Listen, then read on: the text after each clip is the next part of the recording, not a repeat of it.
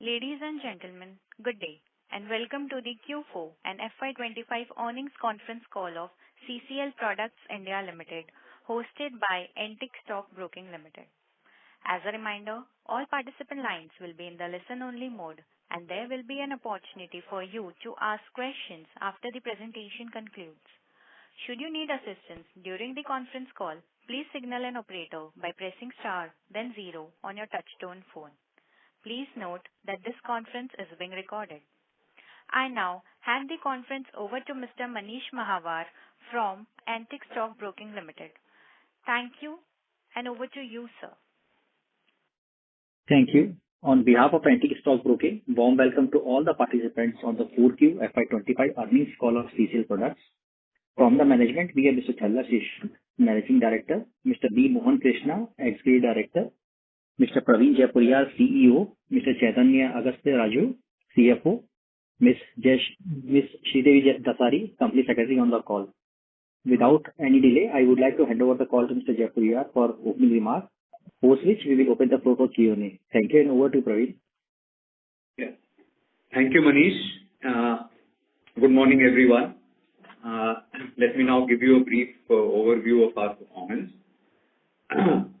For the quarter and the year gone by, the group has achieved a turnover of rupees 839.65 crores for the fourth quarter of 24-25 as compared to rupees 730.87 crores for the corresponding quarter of the previous year. And the net profit stands at 101.87 crores as against 65.22 crores for the corresponding quarter. The EBITDA is rupees 167.09 crores and the profit before tax is 105.88 crores. Coming to the full year performance, the group has achieved a turnover of 3,114.2 crores, which is a milestone number of crossing 3,000 crores that the group has achieved, as compared to 2,660.02 crores for the corresponding previous quarter. And the net profit stands at rupees 310.34 crores as against 250 crores for the corresponding previous year. The EBITDA stands at 563.55 crores and the profit before tax is 352.25 crores. Coming on to the domestic business, the business achieved a gross turnover of rupees 440 crores, out of which the brand sales were approximately 300 crores. And we are looking to drive similar and aggressive growth in the coming quarters and year. We also have completed the expansion at Gone Coffee Company Limited, our subsidiary in Vietnam. I now open the floor for questions. Thank you very much. We will now begin the question and answer session. Anyone who wishes to ask a question may press star and 1 on their touchtone telephone. If you wish to remove yourself from the question queue, you may press star and 2. Participants are requested to use handsets while asking a question.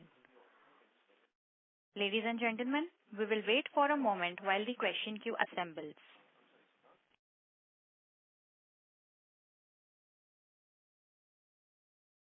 The first question is from the line of Charisha Shyam Sukha from Venture Growth Partner. Please go ahead. Hi, sir. I would like to know, our future growth is coming, present and future growth, which will be coming from domestic and also be coming from international markets. And what would be the drivers, like in domestic markets, coffee penetration year on year?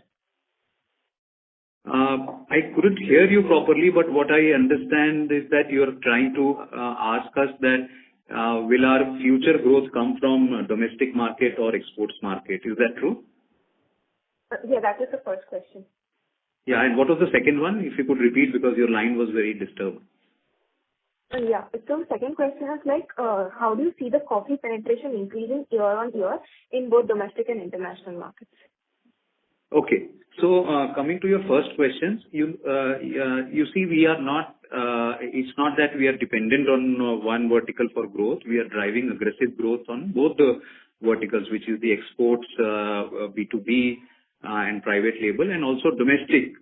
Domestic also includes our own brand and B2B and private label. So we are we are treating each vertical as growth driver for us, and we have strategies to make sure that the growths are, all-round growth rather than depending on one vertical or the other vertical. The second question is about the coffee penetration that you're asking about. You see, if you see the world and if you were to divide the world into two parts, the more developed economies like the European economies and the American economies, we don't see much of category penetration being driven here because, these economies are mature economies and coffee is very well penetrated here. Every single individual drinks coffee. But yes, in developing economies like India, China, Middle East, here, and these economies have been largely, non-coffee drinking economies. Here we see that the category will be getting penetrated over a period of time, and these are the economies we foresee that will be driving coffee consumptions in the coming decades. Got it. But could you please tell me, how much would be the CAGR growth year on year in these developing markets, and also the bifurcation between our domestic and international markets? So I told you, if you see the numbers, out of the total turnover that we achieved, which was close to 3,000 crores, approximately the domestic market is contributing to 430 crores. So that's the bifurcation between these two markets. As far as CAGR figures are concerned, for the company, we have already and have been giving a guidance that our profitability, because that's a matrix that we want all of us to kind of concentrate on, that will kind of grow between 15 to 20% year-on-year basis. Yes, there will be fluctuations here or there, but at a long-termish levels, if you were to see, we have given a guidance to grow between these levels. Now, yes, there will be, higher growth driven by certain segments which are smaller as of now, like the domestic branded segments will continue to drive growth at a higher levels. So, these are certain colors to the various, verticals that we are operating in. What are the growth expectations from these verticals? And I don't know if you were to also wanting to understand the category growth. As I told you earlier, the mature economies like, and these are category, not our growth. The mature economies like Europe and US, they are fairly, flattened out as far as growth are concerned. But yes, developing economies like India and China will be driving as far as the category is concerned. Looks like they'll be driving a double-digit growth for the coming years. So you mean to say that our growth in international markets would be coming from China and Middle East, particularly because... No, I think you're getting a little muddled up here. Our growth, yes, it will come from China, Middle East, but we are also, while the categories are stagnant in markets like Europe and America, we are also looking to make sure that our growths continue to come from these places, because here we would look forward to gain market share. Yeah. So there our growth will be driven by market share, and in some of the economies our growth will be driven by the category growth itself. So yes, it will be a mix of strategies in various markets that we are looking to operate. Got it. Thank you very much. One last thing. Last time we were much focused on the rising coffee prices. So do you see that, do you see that tension gone, or is it still continuing? No, so the tension is still there. So in fact, when we say focus was not there. What we always maintain, we are a cost plus company, and being a cost plus company, there is literally no tension on coffee prices. What we want is that the coffee prices to be stable at whatever levels they are. So our tension was more from choppy, fluctuations that were there in coffee, weak coffee prices. They still continue, we hope, and even then, while the coffee prices were choppy, the only concern that we kind of have is that, is it leading to any consumption drops? As long as the consumptions are holding up, we are good to go, because as long as people are drinking coffee, we are fine with it at whatever levels the coffee prices are. The only thing is that, when the coffee prices are choppy, the clients become a little more, short-sighted. They say that they would not want to go for long-term contracts, because if they were to go for long-term contracts, if the coffee prices were to fall, they would feel pressures on their margins. So the contracts become smaller. So that pressure still remains. The coffee prices are still high and they're still choppy as of now. But We are seeing some signs of stability in the last 2-3 months. The coffee prices have kind of been stable as of now. And now the Brazil crop is around the corner. We will get to know more about how things, fare when the crop comes in, the flow of crop comes in. We'll get to see that how things are shaping up. So we probably will be, better off after a month or so to understand how the global coffee prices have been shaping up. In B2B, we have cost plus model, Ma'am, but in B2C, would we be able to penetrate because of the coffee price increasing? Yeah. So we also in B2C also, if you see, we take price increases, especially on the larger packs. Yes, the smaller packs become a little challenging, but again, we do a lot of internal exercise of making sure that we drive optimization at different level, we doing the blends, etc., to make sure that our profitability is maintained. So B2 and B2C also, we are very small right now, so we are continuing to drive aggressive growth there as well, and we are maintaining margins on that vertical as well. Ma'am, we request you to rejoin the queue for follow-up questions. Thank you. The next question is from the line of Dejan Tharia from GreenEdge Wealth. Please go ahead. Hi. Thanks for the opportunity. Sir, I was invested in tracking your company in the last decade. At that point of time, we used to have, working capital as percentage of sales would be around 30-35%. We were more or less a debt-free company, maybe 200-300 crores of debt. I did not track it for the last 3-4 years, but I have recently restarted it.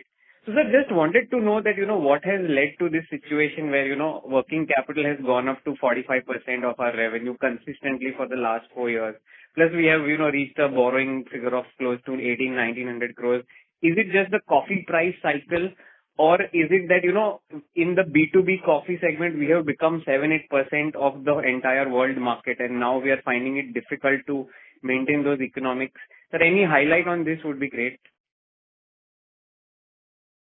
So, a couple of things here, yeah. So I'm sure I don't exactly, you said last decade, but last decade also there would have been fluctuations. So I really don't know which exact period you would have seen us as the debt-free. But the fact of matter is that, to be specific. Yeah, 15 to 20, right? 15 to 20, yeah. Yeah. So if you say 15 to 20, the coffee prices at that time was $1,000. Yeah. So let's say even if I even plug in 10-15% of volume growth also, my debt should not have gone to the levels that it has gone now. The single most contributing reason has been the prices. So from that $1,000 that used to be there in between 15 to 20, it is now $5,000. Yeah. For the same amount of coffee itself, I'll have to kind of spend 5 times more money. Yeah. So if you compare with that, then you'll see that the debt levels haven't increased 5 times. Yeah. So that's the single more contributing factors. I don't think so. It is because we have reached 7-8% that we are finding it difficult for more to get more customers. That's not the reason why our debts have increased. So that is there. And suddenly, with coffee prices at the levels that they are today, and with shortages that are being cited all across, it suddenly becomes a seller's market as far as the commodity trade is. So when it is a seller market, then what happens is that your payment cycles also get a little bit squeezed, because you have to procure coffee then and there and make sure that you secure that coffee. So for that purpose also, so suppose the situation was opposite. Today what happens is that if I am buying coffee from an aggregator or a farmer, and in a rising coffee prices, I would like to secure it then and there.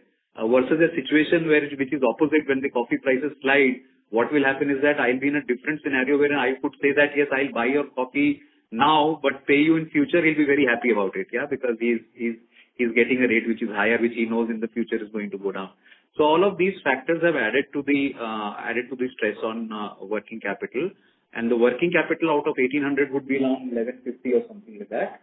The rest is long-term loans, and this long-term loans is for capacity expansion, which is necessary. And you said that you have tracked it, so every 6-7 years you would see that our investment in capacity expansion goes up. which leads to higher debt levels at that point of time.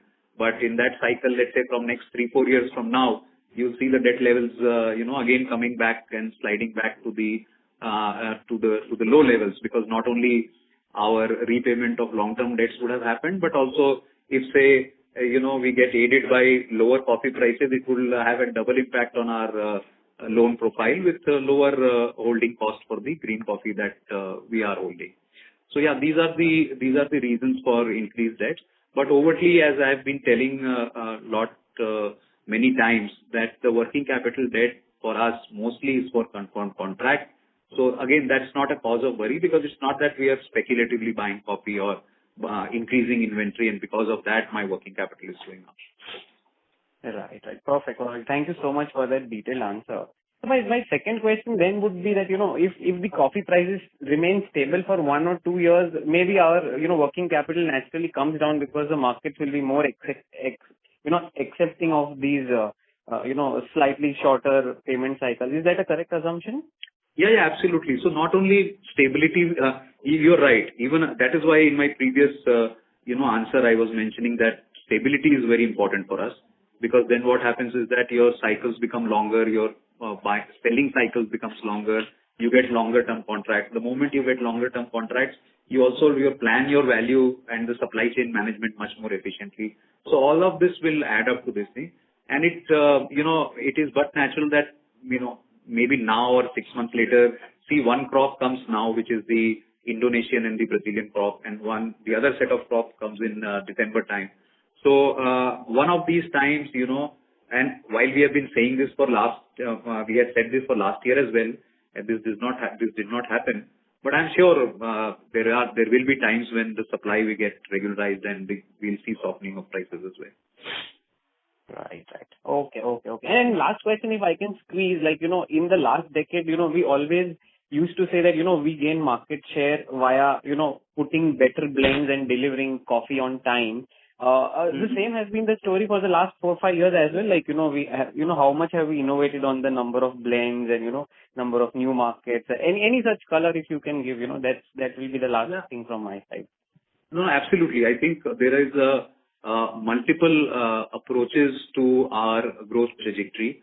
Yes, we gain market share through innovations and through more better blends and things like that. That continues to be our forte, and that is why we keep getting newer clients as well. And it's kind of probably since you said that you have restarted following, maybe you haven't heard us for last 2-3 years, but if you would have, then you would have realized that there are a lot of new markets, new products that we have launched, things like, instant cold brew, or a micro ground coffee or a new blend. All of these have been our, ability to keep gaining market share and drive penetrations in markets where we are not so strong. So this will continue from our side. We'll keep doing this all the time. New blends, I don't have the numbers right now, but probably in between 15-20, when you were tracking, we would have had maybe 500-600 blends in our library. Today we have 1,000. So that probably speaks of the fact that every day is a day when we kind of develop something new for some client or the other. Right, very heartening to hear. Thank you. All the best. Thank you. Thank you. Thank you. Ladies and gentlemen, in order to ensure that the management is able to address questions from all participants in the conference, please limit your question to 2 per participant. The next question is from the line of Lokesh Maru from Nippon India Mutual Fund. Please go ahead. Thank you. Hi, Praveen sir. Congratulations on excellent set of numbers this quarter. A few questions from my side. One is, as if and all, if coffee prices go down from here, do you think our end clients will maybe wait out a few quarters or few months to let the coffee prices bottom out, and that could be a quarter or two maybe for us of some volatility in volumes? Thanks, Lokesh. And, it will all depend on how much, because, ultimately our end clients are also serving consumers and customers. So they will have to maintain certain, stock levels to make sure that they don't run out of stock. So I don't think so people will wait to bottom out, because bottom out is something that nobody knows where it will bottom out. So that's I think, yes, they may continue to work on a razor thin inventory levels, which they are anyways currently working on. So that trend may be there, but yeah, I don't think so beyond a point they can delay their orders. So the same trend that we are seeing 10-15% growth during this time, you think given the category is sticky, this will continue? It won't fall off, basically. Yeah, this wouldn't. Okay. Yeah. Another question on tariff differential, if at all there is a 10% tariff, let's say. So, does it give way to Brazil, or does it give way to local manufacturers in US to gain some big market share? So US doesn't have a lot of local manufacturers. They either depend on Mexico, Brazil, or Asian countries like India and Vietnam. So I don't think so they have any internal edge over the other countries. Now, coming to other countries, I think as of now, tariffs are a level playing field. If nobody knows what's going to happen in future, because it's the US administration has been very, very unpredictable. But if you were to pick up signs, you would have seen that probably India and Vietnam, both the countries are one of the best placed countries to kind of finalize trade deals. In fact, US themselves have told that India is one of the first countries where they're going to finalize the trade deals. These are positive signs. Vietnam, we all know that the delegation is already was in US, and they have kind of slashed all the import duties from US to zero, which is an indication of the fact that they are also wanting the status quo to be restored. So, and both these places, we are pretty much well placed to kind of cater to the demand. So I don't see as of now any sort of disadvantages for us. But yeah, we'll hold our breath till we get to hear finally from them. Perfect. Sir, one question on this side, your gross profit growth has been 19%, but EBITDA growth has been higher at 38%. So fundamentally, when you negotiate a contract, does it basis gross spreads? I mean, because when you come to EBITDA, fixed overhead is in company's hand, right? How to manage. So is it gross spread that you negotiate on, and is that something we monitor the volume growth? Apart from the product mix both the levels, changes, but obviously. fundamentally we would like to protect the EBITDA growth. So therefore, a large portion of the expenses are built into the margin calculation that we do. So we do make sure that all the expenses are also built into the costs that when we are doing the final negotiations and the price negotiations. Thank you, sir. I request you to rejoin the queue for follow-up questions. The next question is from the line of Swayam Rana Bhatt from Pinpoint X Capital. Please go ahead. Yes, sir. Good morning, sir. So my question is sir, can you please tell me about the demand scenario that we are seeing from B2C segment, and are we seeing any sort of challenges over there? So, considering we are a very new player here, there are numerous challenges. The biggest challenge is to fight, two big players in the market. So, but yes, of late, what we have also seen is that because India is a very price-sensitive market, and with the kind of price increases that the category has taken in the last few quarters, we are looking and we are experiencing certain stresses in the demand. But I believe these are, short-term stresses, because the amount of consumption that is being given, especially the out-of-home players and the cafes, I think fundamentally in the long run we see a huge demand that is going to kind of creep into economies like India, which is looking as of now that the nation is partly converting from a tea drinking nation to a coffee drinking nation. So long-term demand, this thing we are not very bothered about. Yes, in the short term, there are some category stresses, but we are very small as of now. We will continue to aggressively drive it because our main efforts will be towards gaining as much of market share as we can. Got it, sir. And so my last question is, what are the key strategy that we are following to grow our overall business going further? So it's a multi-pronged strategy. We are looking to make sure that we increase our proportion of, private label consumers who generally are end consumers, because these are customers, sorry. These are customers who stay with you for very long periods of time. So that's one strategy that we are working on. The next strategy that we are working on is to penetrate newer markets. We have been talking about this. B2B, we all know, takes a bit of time to convert customers because a lot goes behind converting customers. It's not just price, it's the type of coffee, the blend. They must be convinced about not only the price, the blend, but also our value chain system that we are geared for delivering the demands of their demand in turn. So all of this play a role. So new geographic expansion is also something that we are working on. We have been starting to get, results from markets like China, Taiwan. So these are new geographies that we'll build on. Add to it, we are also looking to increase our footprints in the Middle East and the African markets going forward.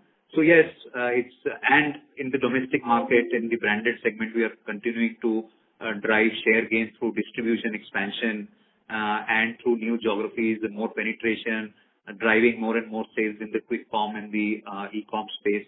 So, it's a multi-pronged strategy, differently played for different, geographies, different segment of ours, different customer of ours. So yes, these are few of the nuggets that I've given you that is what we are adopting to grow our sales. Thank you so much, sir, and all the best for your future. Thank you. Thank you. The next question is from the line of Rajesh from Alpha Curate Advisors. Please go ahead. Good afternoon, sir. Just wanted to understand, two important things. One is, do you see that in terms of the coffee prices, let's assume the prices stabilize, whether any of from our side, the shipment, whether is there any preponement in this quarter? That is the first question. And second question, if I look at the freight cost, which has gone up significantly due to, these tensions and geopolitical issues, how is it behaving now, and do you expect a stabilization in the scene? So, there wasn't any preponement per se. Yeah. So we didn't see any of those trends coming in. And as far as freight costs are, concerned, we still, it's very difficult to comment. There was a quarter when we thought that now things are very stabilized in the Red Sea zone.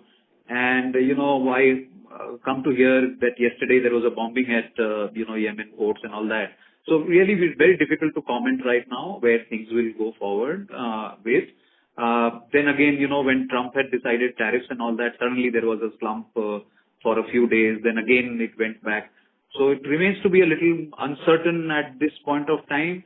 We would hope that over a period of time, these things settle down and, and also, sometimes directly if you compare freight charges, sometimes it is also doesn't give you the right picture, because a lot of times, we have a mixture of FOB and CIF contracts.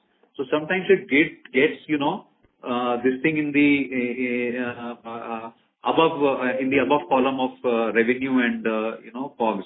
So it's a little difficult to kind of actually also compare like to like, and a direct comparison may not always give you the right scenario. I see. And, from your EBITDA per kg perspective, that remains quite constant, right? Like FY-25, and when you look at going forward, as you focus a little bit more on the mix, do you see any scope for improvement in EBITDA per kg?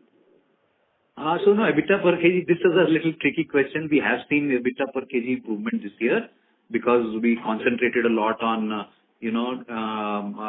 end customers. The mix changed. We concentrated a lot. See, what has happened also is that because of these high coffee prices, there is a lot of churn that is happening internally as well in terms of, newer coffee blends getting developed. Even customers are, because nobody is wanting to increase prices so much. So there is, what we call it, all times when the prices go at such high levels, not just coffee, any commodity or any sector that you see, there are a lot of internal churn in terms of more efficiency building happens. So all of that we see has taken has has been a part to increase the EBITDA per kilo. Now, some of it will probably continue. Now, the rest of it, how the volume mix is going to change, we never know. Tomorrow, let's say the coffee prices go down and we kind of get low margin business as well into our portfolio to be added. Maybe, the mix could change and the EBITDA per kilo may kind of, come down. So there are a lot of ifs and buts are at play. There are a lot of parameters are at play. And therefore, we give a guidance that at an overall level, we have given a guidance that our EBITDA growth at an absolute level will be at 15 to 20%. There will be times where we will drive this through more of volume growth. There will be times when we will drive it through better EBITDA per kilos. But yeah, that's been our overall guidance therefore. So if you look at, this quarter that, okay, EBITDA per kilo has gone up significantly, will it continue? It's a question that is very difficult to answer. But yes, what is certain is that we will continue to drive our EBITDA, absolute EBITDA growth between 15 to 20% year on year. Sorry for I joined a little late, 5-10 minutes late this call. I don't know if this question is already asked. So the Sir, we request you to rejoin the queue for follow-up questions, sir. Thank you. Okay, thank you. The next question is from the line of Kashyap Javeri from MK Investment Managers. Please go ahead. Yeah, thank you so much for the opportunity and congratulations for amazing set of numbers. Just wanted to check one, what was the broad range of volume growth in Q4 and consequently for the full year? Second, if I look at the difference between consolidated and standalone numbers this quarter, there is a fairly sharp rise in subsidiary profitability. So whether it was Vietnam, the granulation unit in Europe, or whether this was the retail or branded sales that drove that profitability. And the third question is, on Vietnam, there is likely probably tariff of a very high number, though it's been postponed now. But with 100% customs duty on coffee imports in India and likelihood of tariff on Vietnam, how can we juggle the production for various geographies? These are the three questions that I have. Yeah. So Kashyap, as far as volume, let me give you a broad idea. The volume growth was closer to, 10-ish kind of for the full year. Now coming to the second part, the subsidiary profits were higher. Yes, it wasn't that CCSA because that's a very small, in terms of revenue, it's a much smaller subsidiary. So yes, profitabilities were much higher at NCL and not really with the granulation unit at CCSA. So NCL, the profitabilities were higher. Now that profitability is on two accounts, as I already mentioned, that the customer profile, the efficiencies, all of this had an improvement. Also at a net level, Vietnam is a tax-free thing, so you get to see more profits there. So that's the reason there. And the third thing you asked was about what was it? Vietnam. Tariff. Yeah. So still prevails in India. So. Yeah. So tariff, again, I was just mentioning as an answer to one previous question that we believe again tariff once 90 days are over, we really don't know because things have been very unpredictable. But the signals are much more positive for both the places, Vietnam and India. Vietnam has already kind of made all imports as zero tax from US, urging them to go back to status quo. So I'm sure there will be some settlement there. And India also, we are seeing certain positive signals when US declared that India would be one of the first countries where they would, confirm the tariff deals. Just because India is 100% tariff on coffee, I don't think so it affects India-US coffee trade because US neither grows coffee nor produces coffee. Yeah. So I don't think so. It's unlike cars, wherein, the US has been very adamant that you put 100% tax on cars of mine, but I put 0% tax for your cars. So that's not fair. But in coffee, there is no reason for any kind of, conflict because they are neither growing coffee nor they are making coffee. And India doesn't import coffee at all from US. So I don't think so that will be a point of contention. We feel that both the places will be positive. The other thing is that considering that the way our plants are configured, the way our, blends are configured, we have the option of, even if, let's say, out of these two countries, one becomes a little unfavorable, we have the option to supply from the other country. So we have that flexibility. Now, it's quite unlikely that both these countries will become unfavorable for US. Yeah, so that's something that we are not too worried at this point of time. But having said so, that unpredictability about US government stays, we really will have to see when the time comes. Okay. And just utilization levels, that is the last question, both places. So utilization generally I generally break it down between two sets of things because the expansion has been at a staggered level. The earlier capacity, the existing capacity, we are almost running 100%. The newer capacities last year, because they came at different points of time, but on a yearly basis, if you see, there was 10 to 15% utilization of the newer capacities. And the extended capacity of Vietnam we just announced. So we will see in the next quarter how the utilization happens. Sure. That's it from my side. Thank you so much. Thank you. Participant, it is requested to limit your questions to 2 per participant. The next question is from the line of Pratik Poddar from Bandhan AMC. Please go ahead. Yeah. Hi, sir. Thanks for the opportunity and congratulations on a great set of numbers. Sir, I have just one question. I know this question has been asked, but just on inventories, as a proportion of sales, or let's say when we look at other companies which use input and convert it into final products, whenever they see a price increase, we don't see them increasing their inventory levels or, the inventory in terms of number of days as a percentage of sales increasing. Can you help me understand why is it particular or why is it only in our case that when coffee prices rises that the inventory levels go up far higher than in to sales? So two things here. Yeah, I think that's a very valid question. Two things here. One is that, our buying happens from multiple sources. Yeah. So the multiple sources are sources like Vietnam, Indonesia, Brazil. Now, Vietnam, Indonesia are much closer to our manufacturing units. So suppose you were to buy from Vietnam or Indonesia, probably you build 15 to 20 days of transit time. But you're buying from Brazil, then you probably have to build in 60 days of transit times. So last year, if you see, a lot of our buying was also from Brazil because there the prices were much more favorable. So that adds to your holding cost of inventory. Second is that a lot of our buying happens at the ground level from the, local aggregators, from the local farmers. Now, in the rising price scenario, it so happens that the chances of default becomes much higher. Yeah. So today, let's say if the price is 100 and I contract it at 100 and I don't secure it right away, the chances are that tomorrow when the prices have gone to 150, the guy could come back and say, there were some mismatches in inventory, he didn't calculate it properly, blah, blah, blah, and he would tend to default. Now, you can't go to court cases with these small time sellers. So what you end up doing is kind of, say that, security copy. So therefore, these two tendencies, increases the holding cost of inventory for us. The opposite will happen when the prices are sliding down.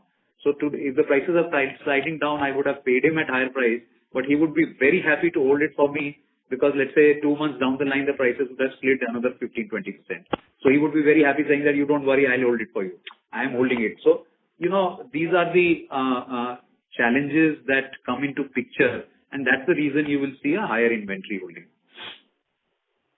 Could you just split the inventory to finished? How much would be finished goods? Is it possible for you to call out?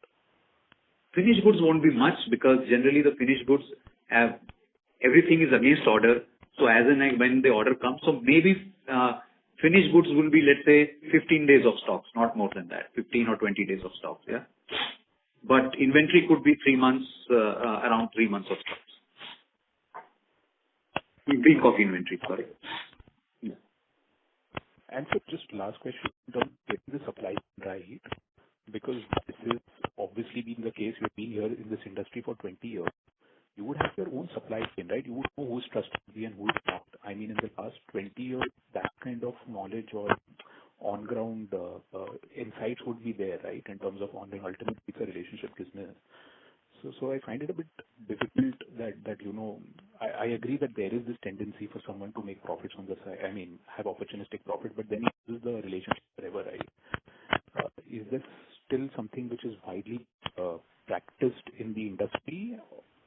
So it doesn't happen 100% of the time. You're right. We are now 30 years into the industry. We practically know every every supplier, every aggregator.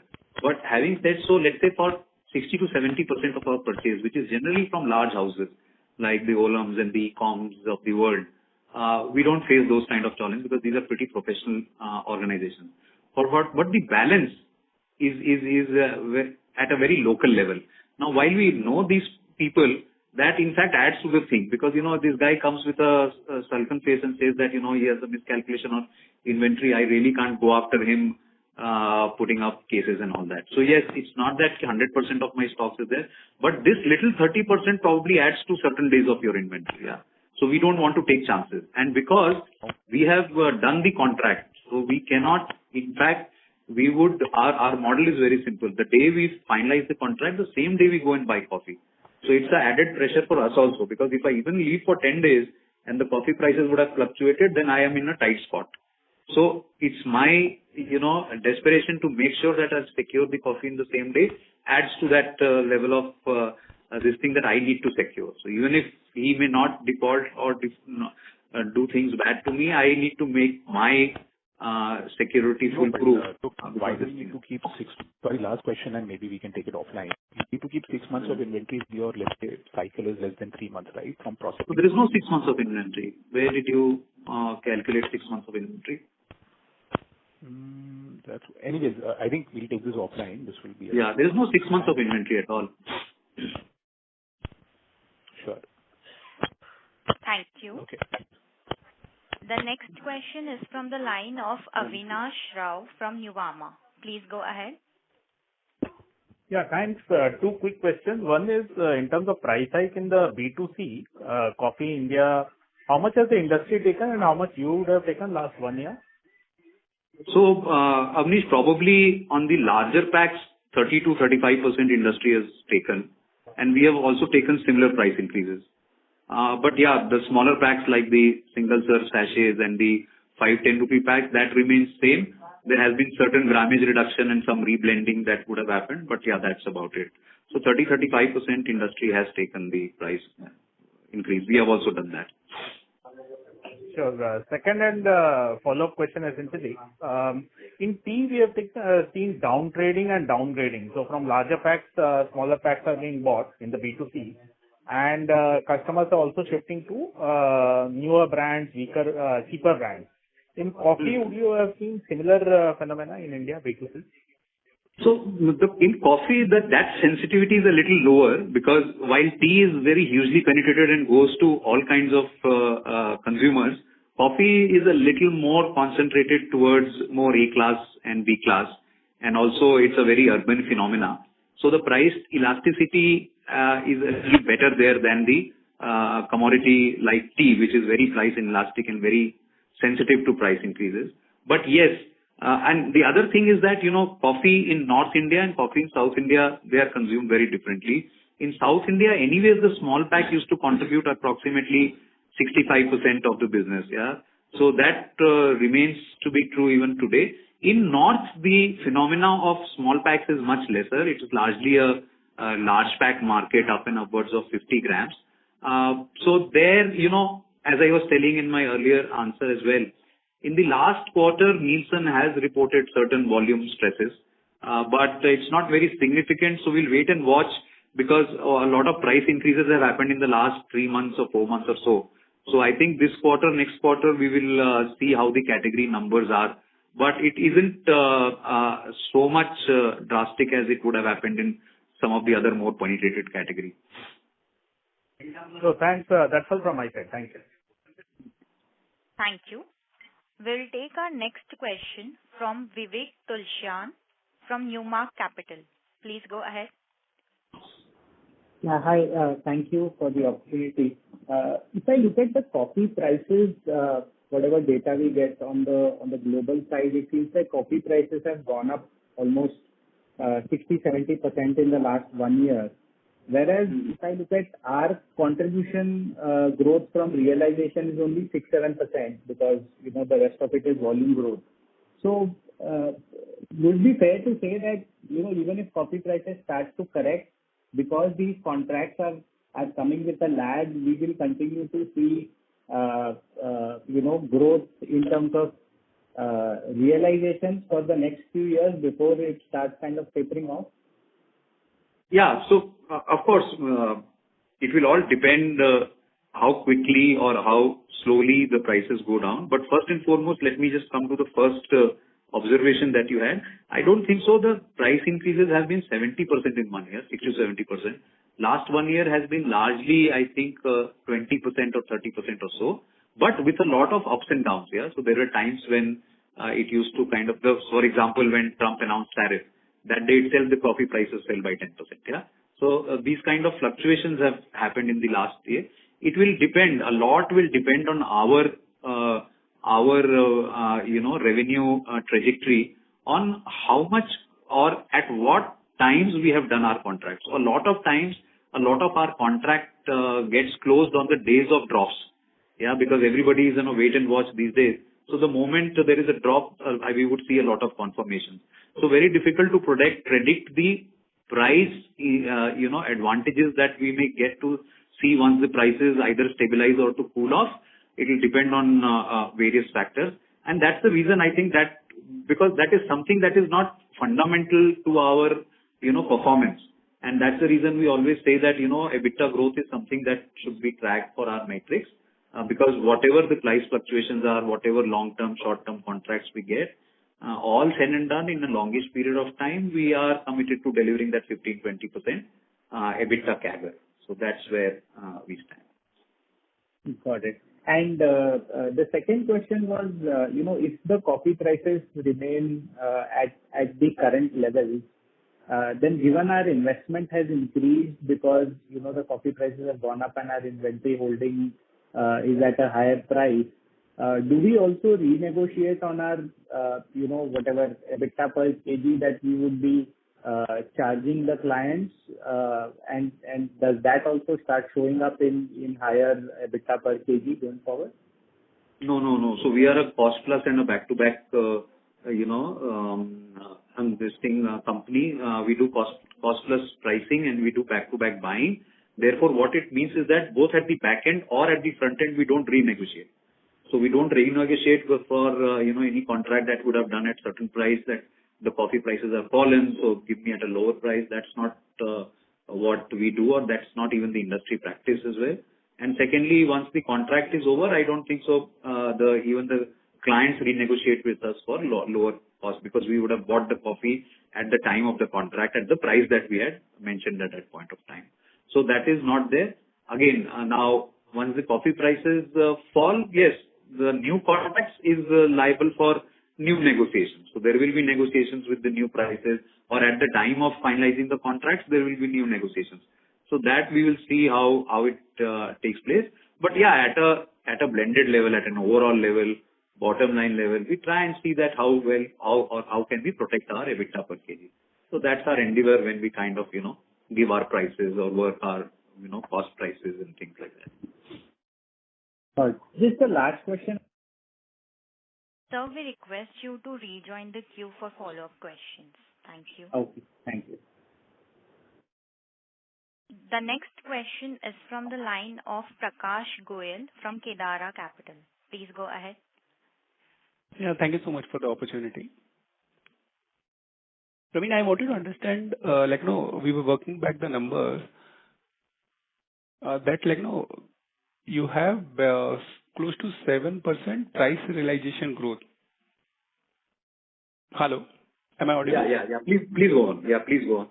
Yeah. So, if you are doing the same thing with the inventory as well, there's a good amount of jump in the volume of the inventory that you had at the end of the year. Yeah.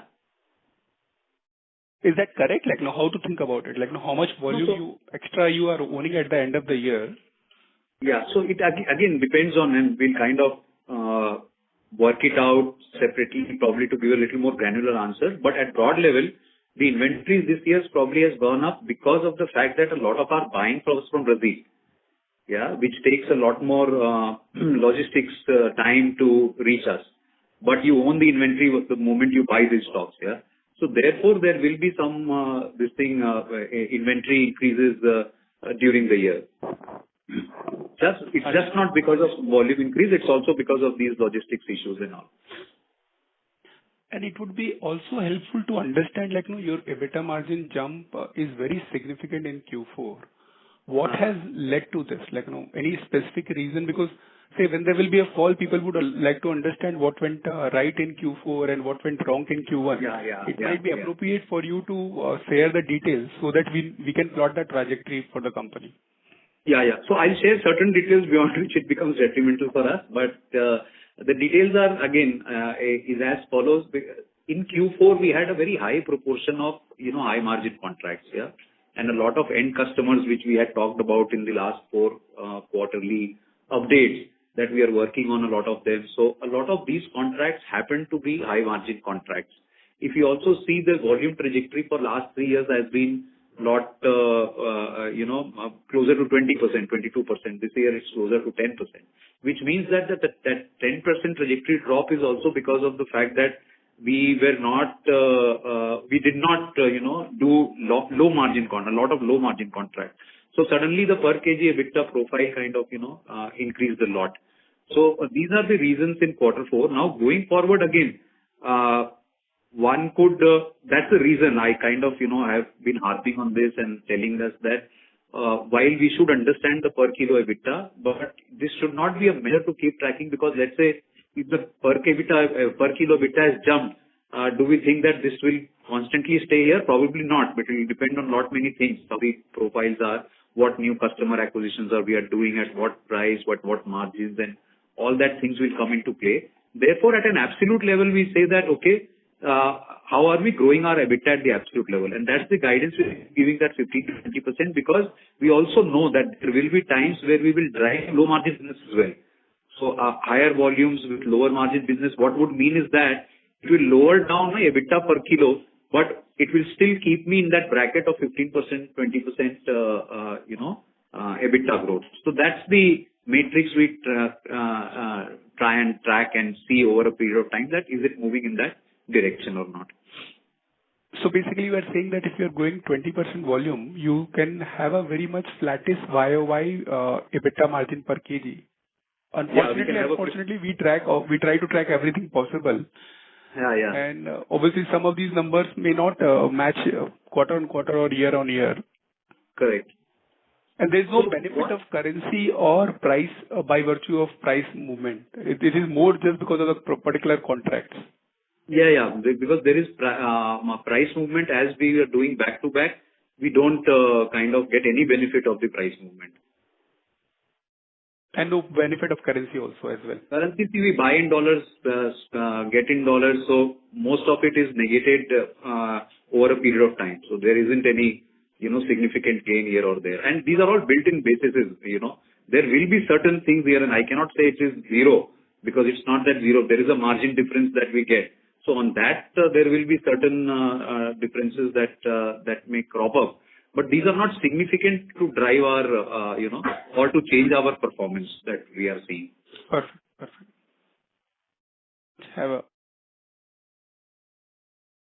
Thank you, sir.